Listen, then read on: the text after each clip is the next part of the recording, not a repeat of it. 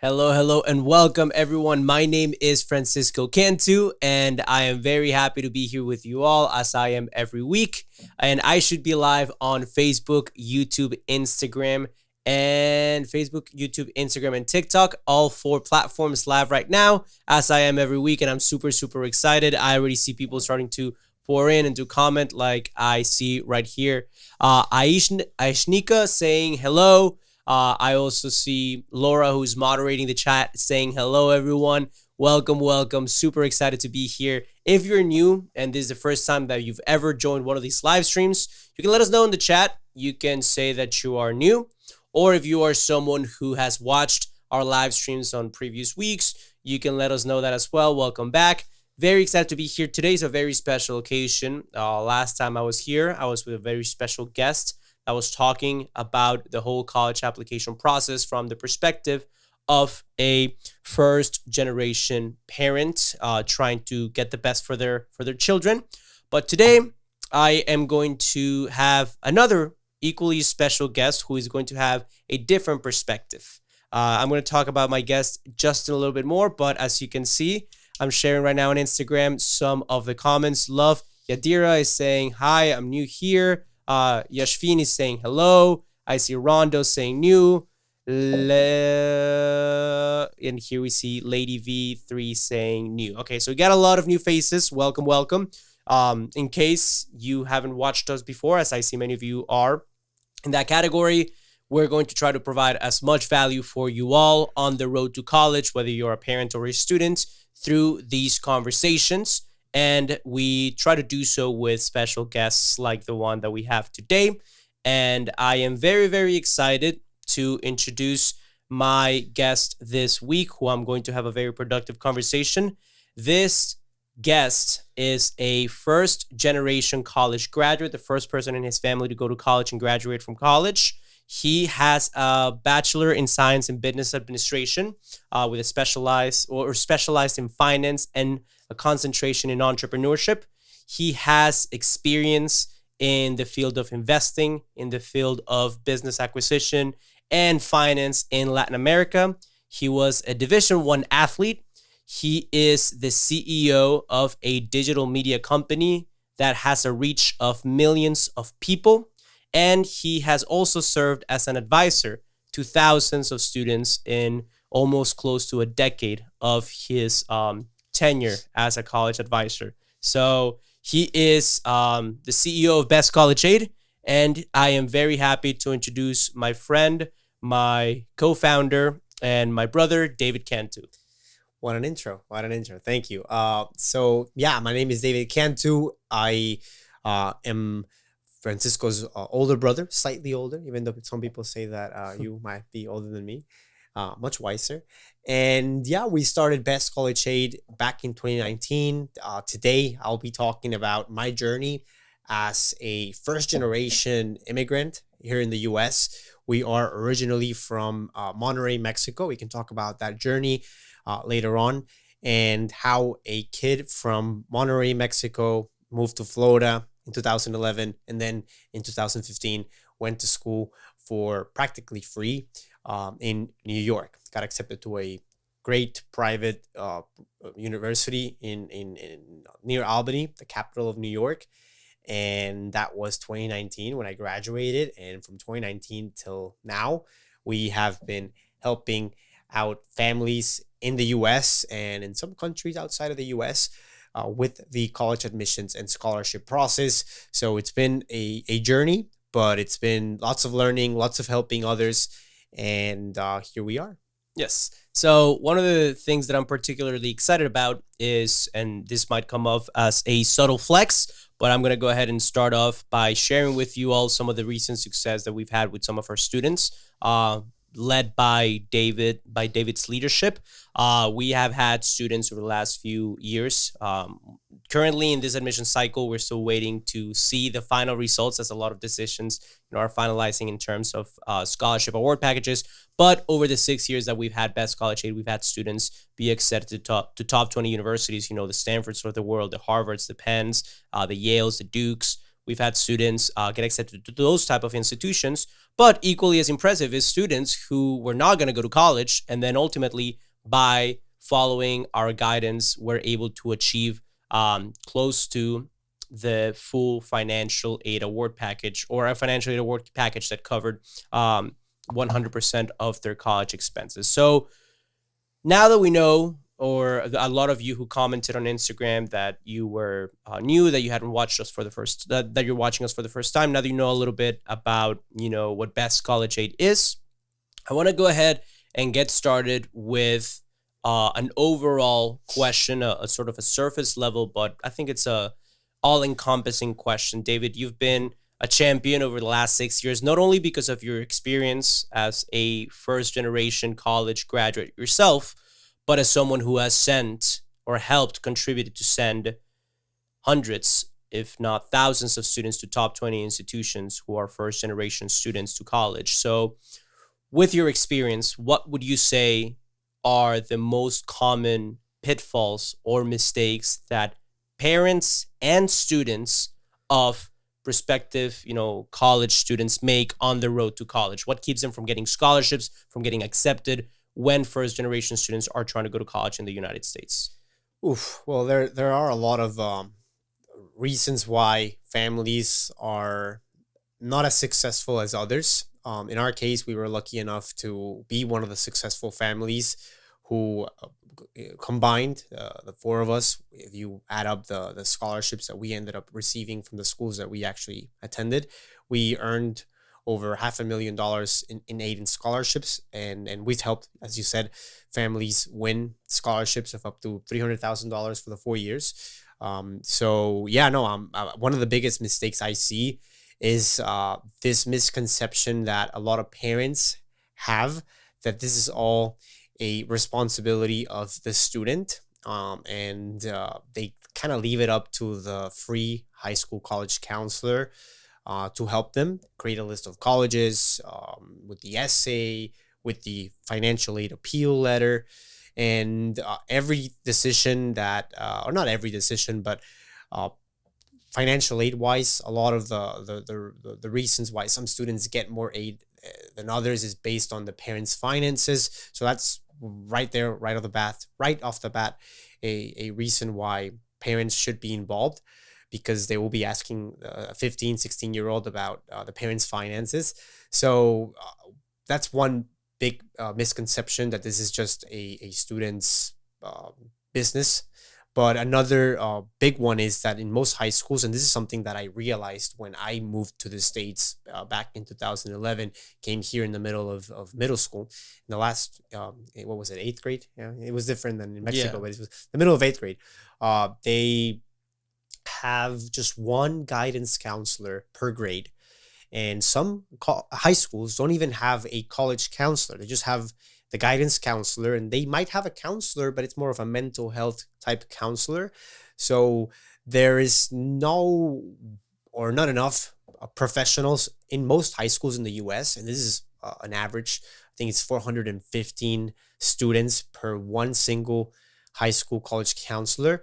And this is one big obstacle for families who want to send their students to a great college or a great university with scholarships. That there's not enough help in most high schools. Okay, so to summarize, you would say that it's, number one, a lack of a team effort between the parents and the students, and then a problem within the infrastructure of how many college counselors there are per high school, and then parents not necessarily acting on the knowledge that maybe they don't have the knowledge that there's not enough counselors or resources, or if they do, maybe they don't act on it enough and seek help otherwise. And that's precisely why we want to do these sort of conversations, these live streams, and create pages like Best College Aid, so that we can provide an alternative to parents who are looking to learn and to kind of fix this problem within the infrastructure of college admissions in high schools in the United States. You did mention a little bit about the shock when you moved to the US. And although I want to focus more of today's conversation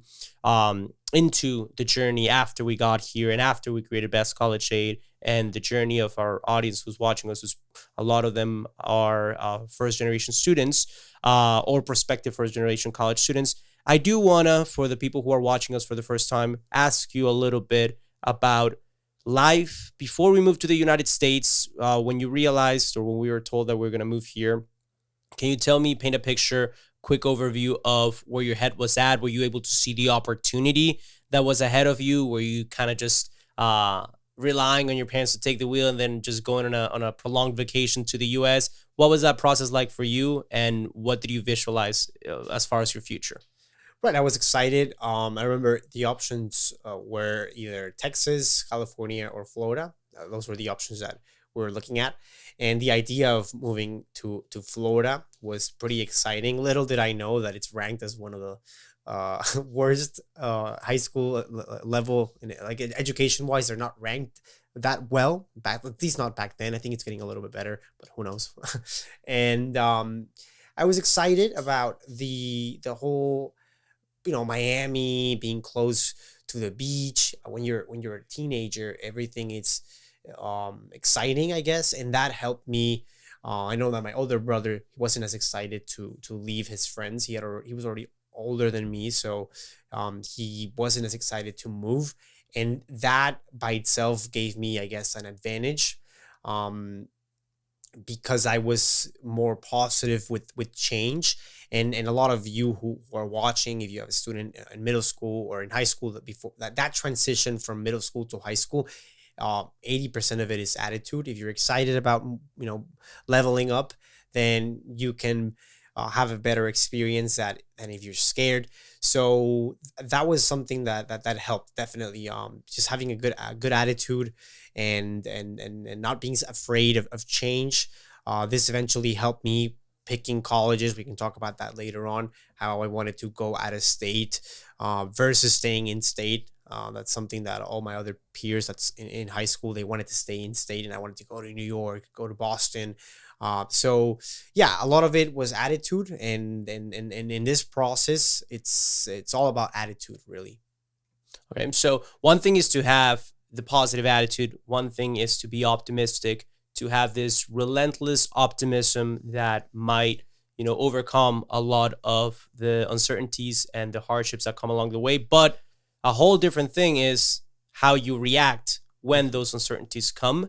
So when you came to the United States, let's say it was your first, second year, first week of high school, whatever it was, what can you talk to us about as far as the challenges that you encountered? Because a lot of parents here probably have kids who, I don't know, maybe whether it's lack of resources at their high school, maybe they don't have professors that they resonate with, maybe it's bullying, maybe it's just attention deficiency, whatever it is that are the hardships of the people who are watching this. Can you talk a little bit about the hardships that you encountered as far as getting acclimated to the educational system, to middle school, high school in the United States, and then how you dealt with that? Yeah, so right away, I noticed that within the high school, I guess I'm just gonna speak about the high school. There are running three different high schools at the same time, right? There's the high school for students who take regular level classes. Then there's the high school of students who take a mixture of honors and regular. And then there's the high school for students who take advanced level, college level classes, and a mix of honors and a few regular level classes. So I didn't know this right off the bat. And I took, I think it was an Earth and Space class my freshman year of high school, and everyone was taking bio, right? Honors bio. So not knowing this little, I guess, trick, it made me feel like I was behind that, because I then when I was a senior, I was taking classes with juniors. So the little details like that had an impact on how I felt. And I, being a competitive person, I wanted to sort of overcompensate later on. So that's why I took AP level courses my sophomore year, because I didn't want to be known as the kid who was taking the class behind in science that was Earth and Space. Might be different in your state here in Florida. That's what it was called. But yeah, just that was one, I guess, struggle. But it helped because even my parents figured that because there's just one college counselor and so many students, and the guidance counselor didn't tell me this, they decided to actually hire a private college advisor to help my older brother, to help me with the college preparation, the college admissions process. So all these, I guess, not mistakes, but difficulties, we were very quickly to turn them into something positive. So that's something that I recommend to all of you watching. Yeah, and we're gonna get into, college counselors, private advising, third parties, all that stuff. We're gonna get into that in just a little bit. But I do love what you said about, or the experience that you shared about, maybe at first feeling like you were a little behind, to not fault of your own. I mean, you moved to a different country and you didn't know how the system works, so naturally you fell into a bucket that where they placed you. But Mhm. something that I've noticed after many years of doing this is that a lot of students, there are students in one of two categories. They either think of themselves as one dimensional in terms of, okay, I am not necessarily the best at math, or I'm not very smart, but I'm a good athlete. And they carry that belief system with them all throughout high school.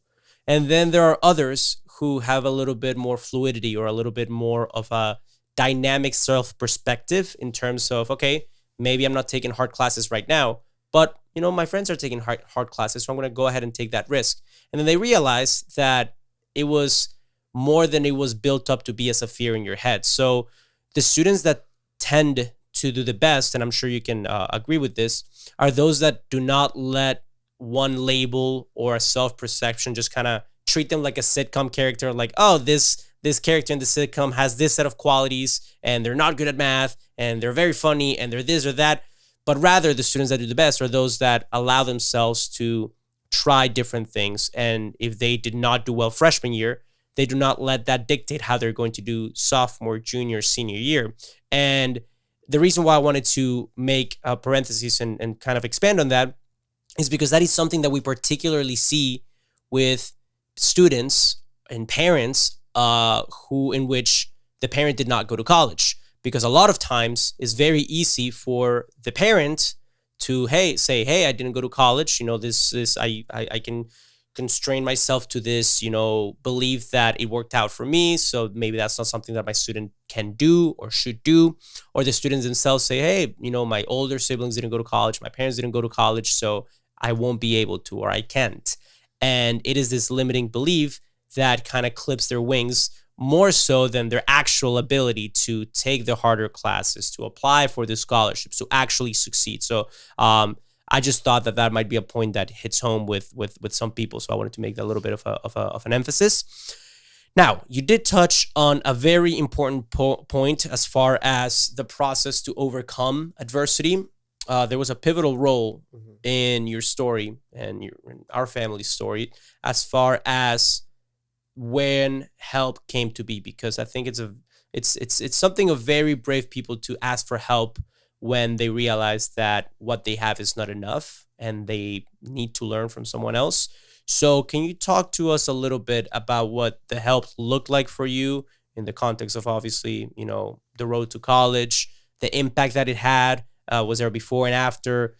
Who benefited the most? How did it work? Can you give us a story about that? Yeah, so like I mentioned, when my parents realized that there was not enough help from our high school college counselor, because it was just mathematically, right, impossible for her to dedicate even 1 hour a week to all the students that were enrolled in that high school, they decided to hire outside help from a private college counselor.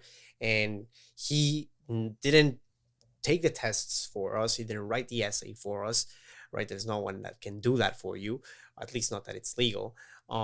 But kind of opened my eyes to the fact that back then there were more than 3,500 accredited universities in the US. Now I think it's over 4,000 universities accredited in the US. And I never wanted to stay in Florida for my postgraduate education. So he kind of opened my eyes to the possibilities. And not that, again, there are some great high school college counselors out there, but having this extra help was definitely an eye-opening moment where everything sort of connected. Once I created this list of colleges following a specific methodology, and then implementing what I learned from that process, and with when I started contacting swim coaches, because like you mentioned, I swam in college, it all clicked. And all the schools in my list, the reach, target, safety schools, they were all perfect, both for me and for my parents, who were the ones who were going to have to end up paying for school. But luckily, they didn't have to pay anything because it was free. So yeah, that's just how my experience with the help. I know that you got more counseling because you were younger, and you actually ended up getting accepted into more competitive schools. Both you and Laura ended up getting, there was a direct correlation between the amount of scholarships that you earned and the time that you had counseling. And for my older brother and me, we did well, but the more advising that you all got, and the younger you were, I think that there was a positive correlation with the scholarships that you received. Right. Yeah. And since we're on this topic, I'm going to take a little bit of a break or time to do a shameless plug before we continue with the interview and with the help. Clearly, I mean, we've been talking about Best College Aid. We are a college advising company, media production company that dedicates ourselves to producing content like this that helps you learn how to send your child to college with scholarships. So beyond this interview, I do want to leave you all right now. We still have a lot of conversation and value left, but once it's over, do know that we do have a free presentation in the link in our bio. And that presentation I finished recording a couple of weeks ago. It's a little bit more dense. It has more strategies. It's more focused on the process of applying to college, the tangibles, the essay, the filling out the forms, the scholarships aspect to it. Whereas today's conversation is more of a overview of sort of the struggles and the testimony of a first generation college student. So just wanted to take a little bit of a break to go ahead and do that shameless plug, because Best College Aid is what allows us to produce and continue to produce this type of content. So if you want additional materials to help your student, go ahead and check out that free presentation when the live stream here is done. Okay, cool. So that was a great explanation of the value of a private college counselor.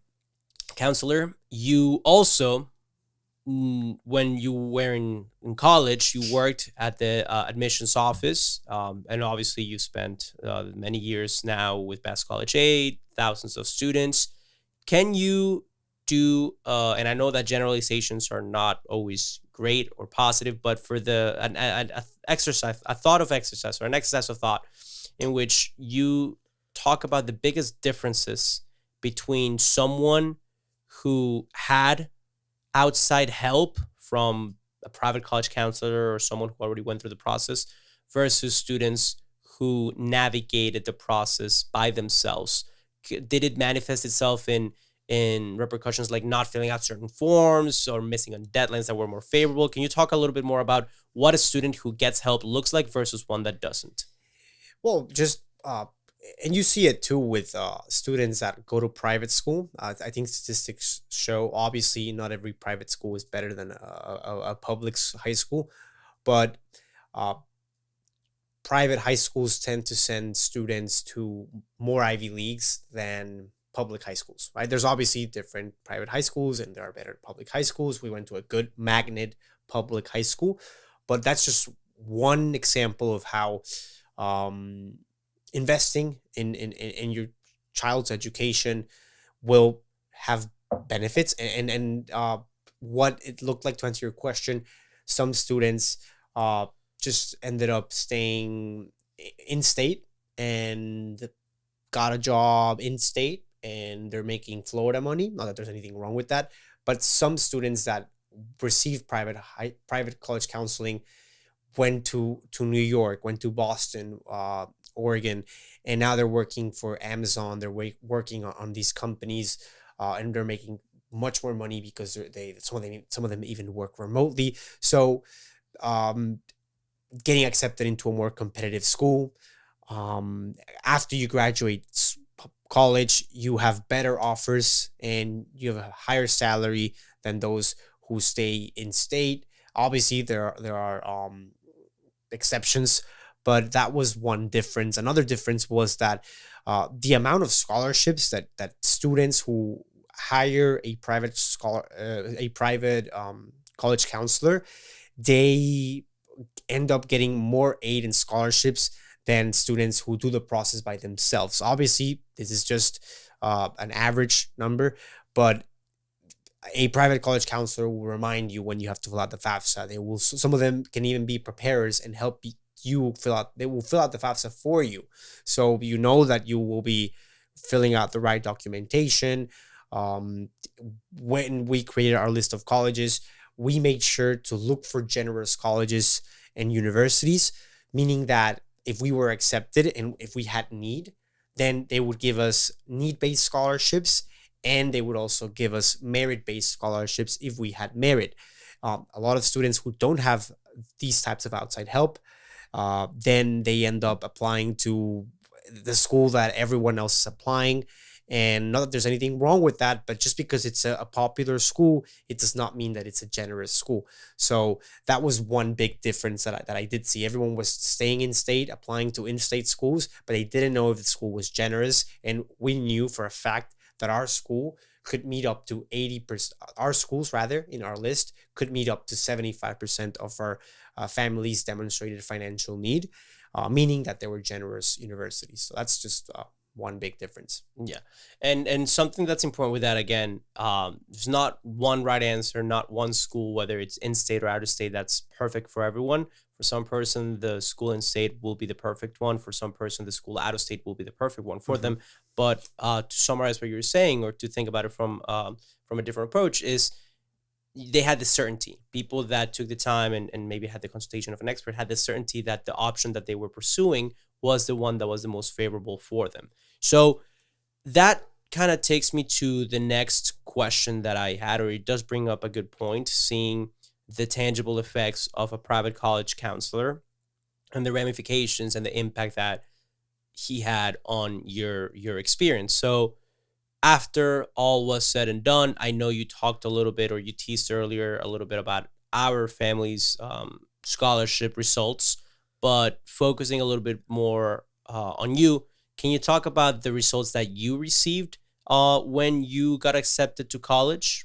Yes. So because of merit, I ended up getting a $11,000 academic scholarship, an $8,000 athletic scholarship. I did get some need-based federal aid, also some need-based institutional aid, which is money that the schools can give you if you are accepted. That is why it's good to look for generous universities, because if they're generous, then they will also give you merit-based scholarships. Sort of like a rule that we like to teach our clients here at Best College Aid. But yeah, I ended up getting $50,000, about $50,000 per year, meaning that in 4 years, I ended up getting about $200,000 for my entire undergraduate career. Okay. And then what about other acceptances? I was accepted into Loyola University in Maryland, got into here in Coral Gables, Florida. I also got accepted into American University in Washington, D.C. Another one was St. John's in New York, and a couple schools in Florida, like Florida Southern College and UCF. Okay. So you ultimately ended up studying at Marist. You had the results, the scholarship results that you shared earlier. For those of you, because we had a lot of people comment that they were watching us for the first time, we do like to sort of give you, this is some Best College Aid lore for you to understand a little bit about how we got started, the process of creating Best College Aid 5 years ago. So because you were the main driver, David, do you want to talk a little bit about how after you have, joined, after attending Marist and after learning what you learned and receiving the scholarships you received, can you talk to us a little bit about the story of how you started Best College Aid? Yeah, so I think you mentioned it. I majored in business administration with a double concentration in finance and entrepreneurship. Everyone who was a finance major or a business finance major at my college, we all wanted to work at JP Morgan, work at Goldman. Everyone, or some people, were getting internships there. And my, I guess, dream job was to become this finance bro, as they call them nowadays, and work in Wall Street, work corporate finance, did a couple of interviews, got to a couple final rounds. Never really got an offer on the table. So that was only for like a month and a half that I was applying. And then I guess the entrepreneurship bug bit me. And I told my father, he's been an entrepreneur his whole life. I said, why don't we open up a college consulting firm, but more, I guess, geared towards athletic advising. So helping with the recruitment process. I was a college athlete and sort of knew the ins and outs for swimming. Had already talked to some of the coaches when I was building up the business model. And that was the original idea. But my father, he has a background in engineering and also in movie production, digital content. And he said, why don't we just do a online course, let's call it that for lack of a better term, where we teach everything from the 4 different types of scholarships, how to apply for each of the types of scholarships and financial aid, how to create the list of colleges, how to write the essay, everything that you learn from your own experience, from your private college counselor, from your years working in admissions, and package it into a course, a membership. And I didn't know how to edit. I learned how to edit on Adobe Premiere. Used to know how to use the Bloomberg terminals, and then I kind of had to get an Adobe license to learn that. And Laura, who is also on our social media, helped me edit some of the videos. We scripted them. We scripted them, and then bought a teleprompter, built this online course, and then we started adding features like the community, the Zoom coaching calls as well, something that we still do to this day with our clients and their students. And it's been 5 years since that idea became what we do now for a living. Yeah. And just for those of you who are watching for the first time, I do want to lay out some context as to what the world of advising and helping students get to college looks like in terms of being in the market to get some advice. So as it stands, there are currently 2 options that families have in terms of helping their students get accepted to college with scholarships. First, there are the public, free high school counselors available at your schools, at your students' schools, and they might have the best disposition. They might have the best intent. They might have the best results when they get to work one-on-one with the student. But the problem is, as David mentioned earlier, the national average is over 400 students per single counselor. So the math ain't mathin' in terms of if you want to have a 1-hour meeting with every single one of these students, and then you add their parents, that's 3 hours per student, 400 students. That's over 1,200 hours that these counselors would have to work per semester to meet once with every member of the household and help them out, right? So it is not feasible for them to give your student the proper care and support. Then the other option is, okay, there is a market for private college counselors. And David, me, our family, were super blessed that our family was able to afford a private college counselor who had the best disposition, who was very, very knowledgeable, and who helped us get accepted to top-tier institutions. I attended the University of North Carolina at Chapel Hill. David, as he already mentioned, Marist College in Poughkeepsie, New York. Vidal studied in Miami, FIU. So we collectively received over $500,000 between the 4 of us in financial aid and scholarships for college, right? So this was a positive investment. But what happened there is that my parents ended up paying $10,000 for these services. And that is a very large amount of money. That was a big sacrifice for them, and that not many people can commit to that sacrifice, right? So in order to get the one-on-one counseling that, a lot of people desire or that they can't get from their free high school counselor, the alternative, unfortunately, is we paid $10,000 for it. Last time we checked earlier this month, the national average was $8,000 for consulting services. So that is why we decided to create Best College Aid, which 80% of what we try to contribute to society and give out to the public is free information that if you click on the top left corner and you go to the Best College Aid profile, you're going to see Reels, TikToks, YouTube videos. You're going to see live streams like this are intending to provide value whether it's, motivational value or tangible tips. We try to provide as much value as possible, but we're completely aware that there are people who are looking for advising and help beyond a random TikTok, a random live stream that pops into their feed, right? Because as much as we try to do that, there is still a path that has to be followed from step 1, 2, 3, 4, 5 to get from where you're at to where you want to end up, right? So for those of you who are interested in getting even more support than what we that we offer in social media and get more of a personalized experience, we do have our Best College Aid membership. It's a family membership, a lifetime family membership for those families that want to learn how to help their students but don't want to pay, $10,000. So if you're interested in learning more about that, or even if you're not interested in purchasing a membership and affiliating with our service, but you just want to learn more information to help your child, that's it. That's the only prerequisite that you need to have to want to help your student out. Well, if that's your case, or if you're a student yourself and you want to learn how to increase the competitiveness of your college application, how to understand the way that scholarships work, you can go ahead and check out the link in my bio.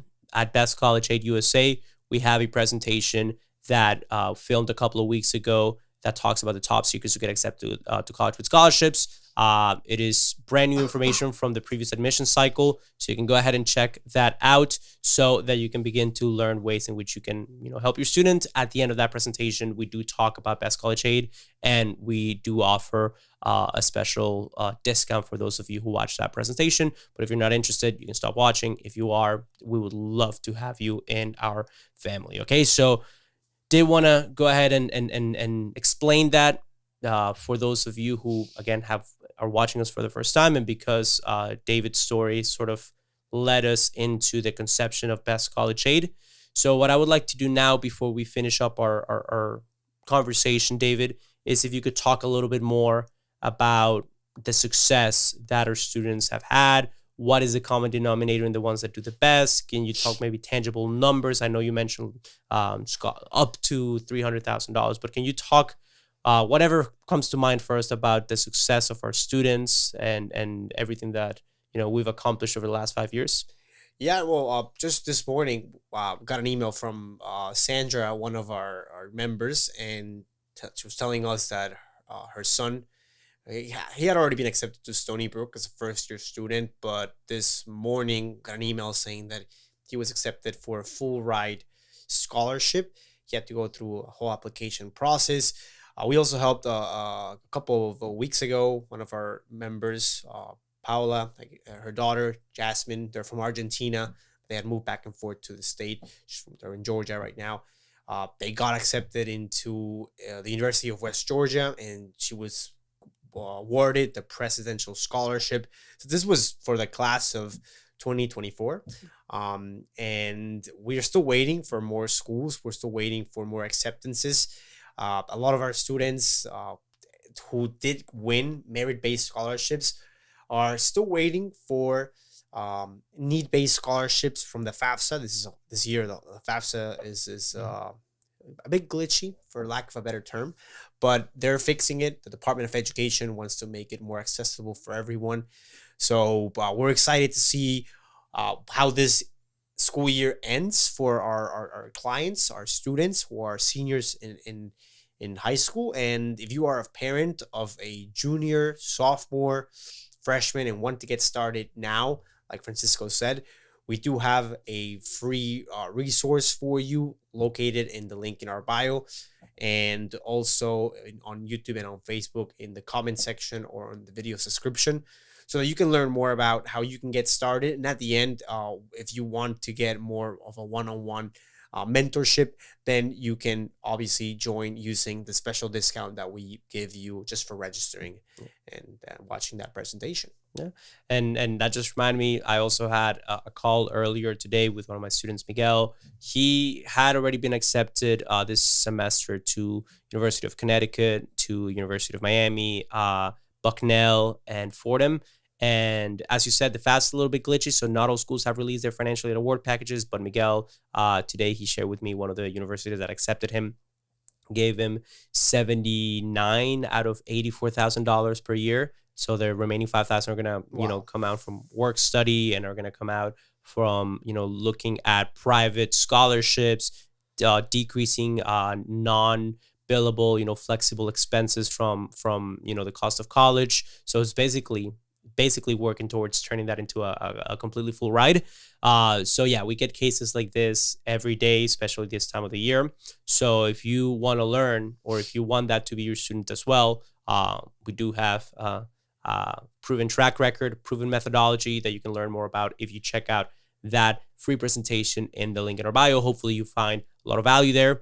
And I have nothing left to say, but thank you, David, not just for doing this today, but for starting and setting in motion Best College Aid, because let alone, Laura, me, everyone involved in this endeavor, but all the families, the millions of people that watch our social media content, the hundreds of thousands of people that have watched our presentations, webinars, seminars, talks, all those things.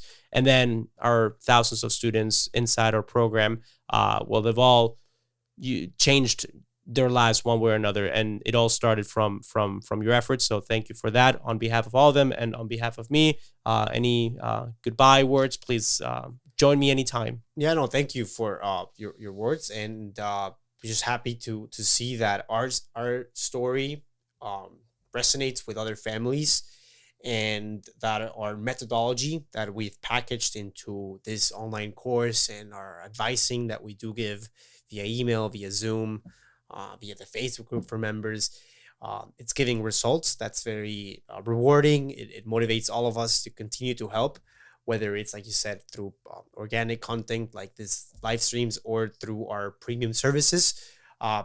We're here to help. And if you have any questions, again, you can register to watch that training. It does help international students as well. So if you're international, I do see some questions in the chat. You can get some value out of that too. So yeah, thank you, Francisco. Thank you, everyone. And I look forward to being back.